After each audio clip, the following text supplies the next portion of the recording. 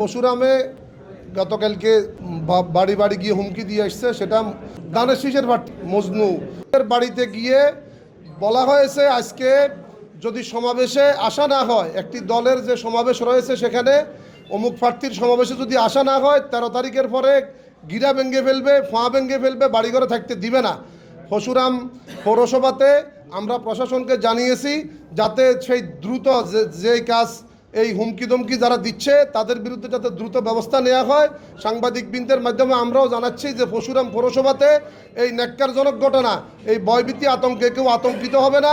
জুলাই যোদ্ধারা যেভাবে খালি হাতে এই বাংলাদেশকে উদ্ধার করেছে, নতুন বাংলাদেশ এই জাতিকে উপহার দিয়েছে বৈষম্যহীন সমাজ গড়ার জন্য, আগামী জাতীয় নির্বাচনে সেই বিপ্লব অনুষ্ঠিত হবে ইনশাআল্লাহ।